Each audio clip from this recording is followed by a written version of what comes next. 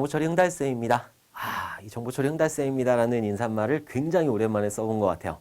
지난 아마 그 공지 영상 찍고서는 처음으로 써본 것 같은데 입에 짝짝 붙는 게 좋네요. 2022년도에도 여러분들하고 정보처리 기사 같이 할 거고 여러분들 합격하실 때까지 제가 열심히 옆에서 도와드리도록 할 거예요. 자, 제가 소개 영상을 찍는 거는 정보처리 기사에 대해서 왜 바뀌었는지 그리고 어떻게 공부를 하는지 이런 것들을 조금 말씀을 드리려고 해요. 지금이 2021년도 12월이에요. 그럼 2022년도 3월 대비해가지고 필기 대비해가지고 조금씩 공부를 하시고 계실 텐데 어떻게 공부하는 게 좋은지 그리고 너무 쓸데없는 자격증이다 라고 생각하지 말라고 제가 이렇게 소개 영상을 찍는 거니까 들어주셨으면 좋겠어요. 자, 제가 소제목으로 2020년 그리고 정보처리 기사라고 잡았어요. 좀 뒷북치는 것 같지만은 2020년도에 정보처리 기사 시험이 전면 개편됐죠. 왜 전면 개편되었는지 그런 것들에 대해서 한번 알아보도록 할 거예요.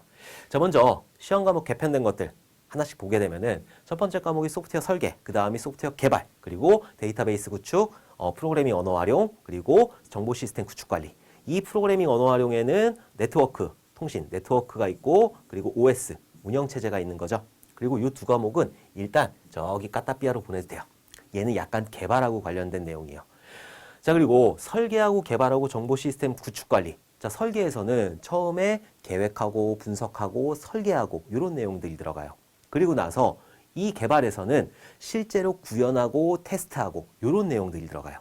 이게 전체적으로 개발 시스템이 어떻게 이루어지고 있는지 설계하고 개발에서 다 나온다는 거지. 자, 그리고 정보 시스템 구축 관리에서는 어떤 보안 위협이 있고 그리고 시스템을 어떻게 구축하고 이런 것들이 여기 들어가 있는 거예요. 그러니까 실무에서 개발자 말고 실무에서 설계하고 개발하고 전체적으로 어떻게 소프트웨어가 만들어지고 운영되는지 이런 것들이 여기에 들어간다는 거지. 이거 두 개 빼고 이런 것들이 왜 필요한지 왜 여러분들이 정보처리 기사를 따야 되는지 그런 것들을 한번 알아보도록 할게요. Why? 왜? 왜냐면 일단 요거 사진을 가지고 왔는데 여기가 저희 어머니 식당이에요. 저희 어머니가 좀 식당을 꽤 오래 하셨어요. 30년 넘게 하셨는데 조그매요. 옛날엔 좀 크게 하다가 망했어. 망해가지고 이렇게 조그맣게 하고 계시는데 제가 이거를 왜 가지고 왔을까? 왜 가지고 왔냐면은 이 조그만 구멍가게 같은 김밥집에서 이런 정보처리 기사하고 아무런 상관이 없을 것 같잖아요. 근데 이 안에서도 IT가 있어요. IT가. 자, 이 안에 보면은 카드 결제해야 되잖아요. 카드 결제, IT 기술이잖아요. 통신. 만약에 여기에 인터넷 끊겼어. 그럼 카드 결제 안 되는 거예요. 일반 전화 없으니까 카드 결제 안 돼. 그리고 저희 어머니가 중학교를 다니세요. 중학교. 정보통신 방송통신 중학교를 다니고 계시는데 굉장히 열심히 하세요. 자기 못 배운 게 한이라고 하셔가지고 굉장히 열심히 하시는데 그 방송통신 중학교에서 수업을 어떻게 들을까요? 가서 들을까요? 못 가서 듣지. 식당 하셔야 되는데 못 가서 듣는단 말이에요. 그럼 어떻게 들으시느냐? 인터넷으로 들으세요. 인터넷으로 수강을 하고 공부를 하고 가끔 가다가 가서 시험을 보세요. 자, 그리고 저희 어머니가 쿠팡에서 주문을 많이 하세요. 옛날에는 전화해가지고 삼촌 뭐 라면 2박스만 가져다 줘, 계란 10판만 가져다 줘 이랬는데 요즘에는 인터넷으로 주문을 해. 쿠팡에서 주문하시고 옥션에서 주문하시고 지마켓에서 주문하시고 가격 비교도 하신다니까. 그렇게 인터넷을 이 조그만 구멍가게에서도 사용을 하고 있는 거예요. 그러니까 만약에 여기에 인터넷 안 들어갔다 그러면 카드 결제도 안 될 테고 우리 어머니 공부하고 싶어서 안달이 나 있는 거예요. 막 미칠 것 같은 거야. 그러니까 이런 조그만 구멍가게에도 IT 기술이 들어가 있다. 하물며 여러분들 회사 다니시는데 그 회사에 인터넷이 안 들어온다고 생각을 한번 해보세요. 여러분들 알게 모르게 거의 모든 업무가 인터넷을 통해서 이루어지고 있어요. 뭐 결제를 한다든지 어떤 뭐 상품을 올린다든지 이런 것들. 여러분들 쇼핑도 하고 네이버도 보고 메일도 봐야 되고 메일 계속 왔다 갔다 하잖아요. 자, 이런 것들이 다 뭐다? IT 기술이다. 여러분들 회사에 인터넷 라인 끊어버리면은 퇴근해야 되는 거예요. 자, 이런 조그만 구멍가게에서도 여러분들 회사에서도 이런 IT 기술을 활용을 해가지고 업무가 이루어지고 있고 생활이 이루어지고 있는 거예요. 여러분들 핸드폰, 여러분들 컴퓨터 전부 다 인터넷을 통해서 이루어지고 있기 때문에 이런 것들이 생활화가 되어 있다. 근데 정보 처리 기사가 왜 필요하느냐? 그 얘기를 하는 건데 정보 처리 기사 이런 IT 기술을 만드는 거는 사실 개발자가 구현을 하는 건 맞아요. 개발자가 구현을 하는 건 맞아. 근데 이 개발자는 만들어 주기만 하는 사람이에요. 그냥 야, 가 만들어줘. 그럼 가만 만들어줘요. 나 만들어줘. 그럼 나만 만들어줘요. 기획에서 넘어온 것들을 그대로 구현하는 것 뿐이에요. 개발자들은 조금 더 용어들을 많이 안다 이런 것 뿐이지. 근데 실제로 업무를 만드는 거 있잖아요. 이런 돌아가는 쇼핑몰을 만든다든지 아니면 여기서 강의할 수 있는 이런 것들을 만든다든지 업무를 만든다든지 이런 것들은 누가 한다? 현업이 한다. 현업이. 현업. 개발자가 아니라 여러분들이 하는 거예요. 여러분들이 개발자가 되라는 게 아니야. 공단에서 바꾼 이유가 그거라는 거죠. 개발자, 10만 개발 양병설 이게 아니란 말이에요.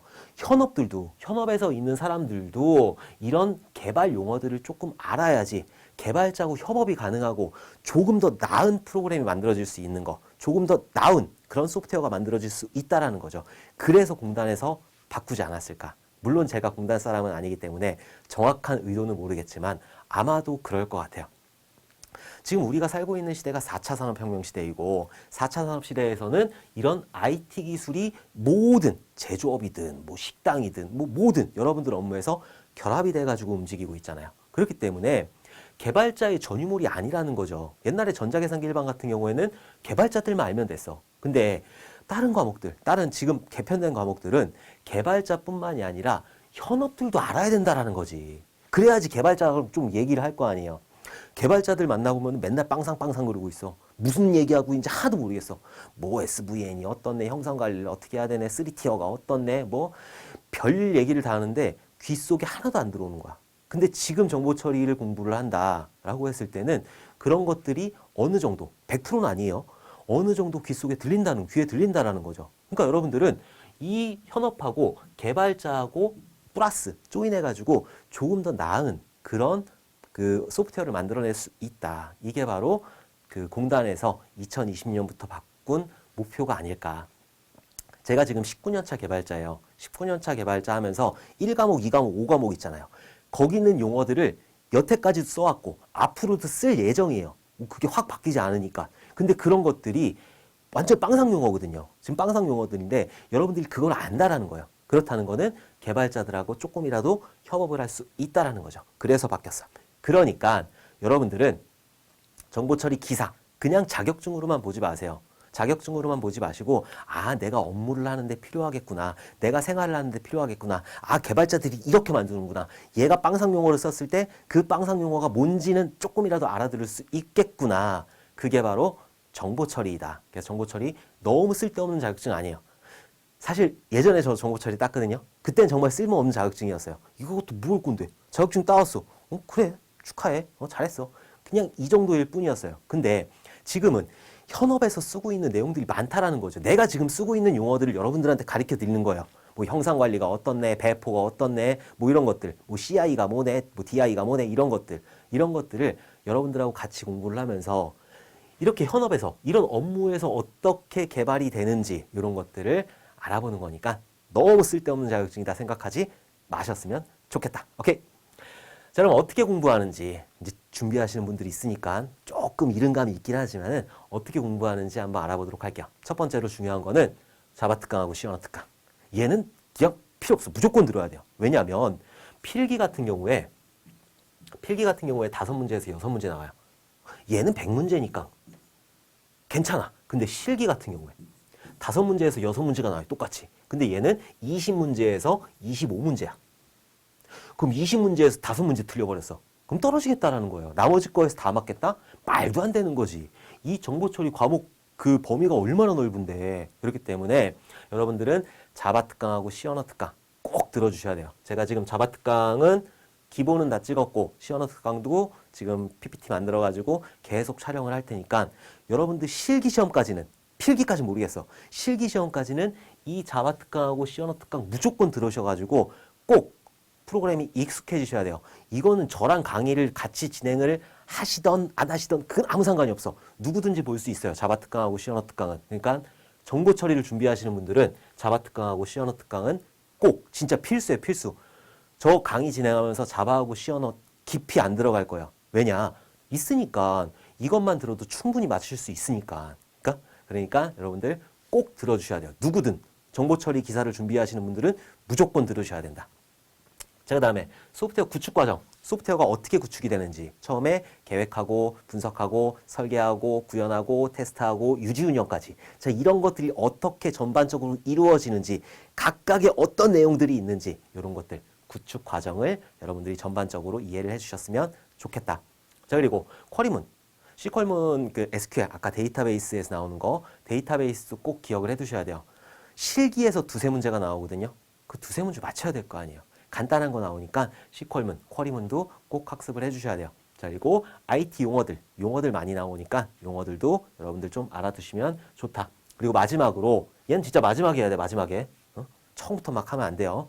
처음에 2월 중순 정도까지는 그 본강을 들으셔야 되는 거고 기출문제 같은 경우에는 2월 막판에 그냥 쫙 몰아서 들으시면 돼요. 저도 기출문제 풀이 다시 다 찍을 거니까는 그때 여러분들 공부를 하시면 된다. 그래서 이런 식으로 학습을 하셔야 돼요. 중요한 거 뭐다? 요거. 얘 중요해요. 얘 안 하면은 그냥 나 정보 처리 기사 안 딸 거야 라는 거랑 똑같은 거예요. 오케이? 그래서 얘는 무조건 들어주셔야 돼요. 그리고 쭉 진행을 하면서 마지막에 기출문제 풀이로 다지기 들어가면은 여러분들 충분히 필기시험 합격하실 수가 있어요.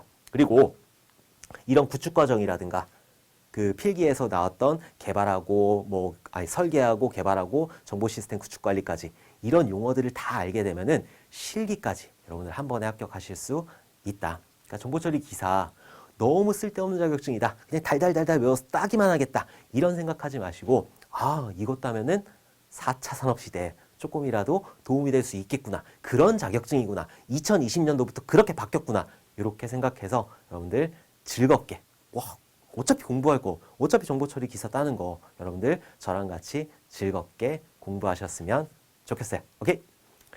이렇게 해서 소개 영상은 간단하지가 않았죠. 간단하지 않게 마쳤어요. 여러분들 학습하는 거 지금부터 준비하시는 분들이 있으니까 제가 말씀드린 대로 그렇게 따라와 주시면은 여러분들 충분히 합격하실 수 있을 거고 저는 여러분들이 합격하실 수 있도록 조연의 역할을 충실히 하도록 하겠습니다. 자, 그러면은 여러분들 제 소개 영상 봐주셔서 너무너무 감사하고 구독과 좋아요 눌러주셨으면 너무너무 감사하겠어요. 자, 그러면은 오늘 하루도 즐거운 하루 보내시고 추워요. 추운 날씨에 감기 조심하셨으면 좋겠어요.